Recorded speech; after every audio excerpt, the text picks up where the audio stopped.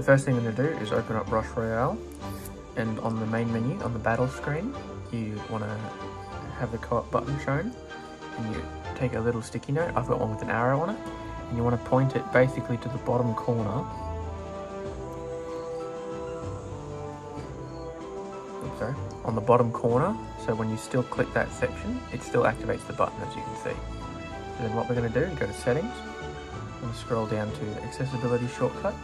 Sorry, in the settings, go to accessibility, scroll down, accessibility shortcut, turn on switch control, go back up, go to switch control, go to switches, add a new switch, screen, full screen, and you're going to choose tap, go back to switch control, go to recipes, create new recipe, you're going to name something, you're going to name whatever you want. I'm going to name mine idle, assign a switch, you're going to go full screen, and you're going to custom gesture.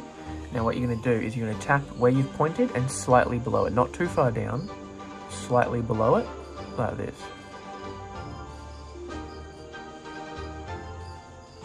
And then you're going to hit stop, and then you're going to hit save. So once you've done your custom gesture, go back to recipes and go launch recipe, and then when you start up switch controls, it'll automatically boot into idle.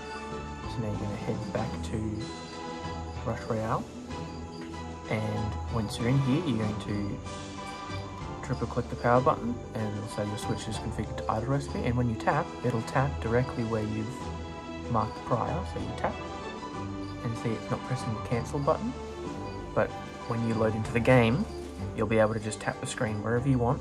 So we'll tap up here, for example, when it loads in.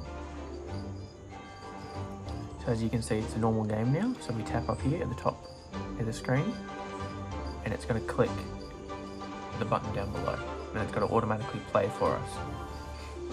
Now, you'll be able to play this however you want.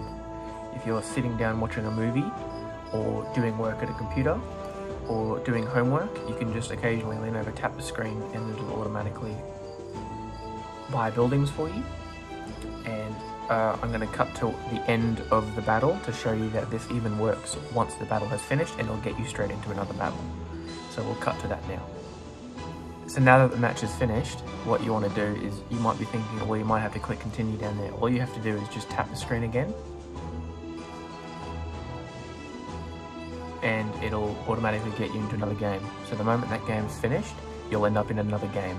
And all you've got to do when you start the game is just tap the screen again, and then you're on your way. One more little tip, if I may suggest, is to use a deck that you don't really need to constantly be touching it.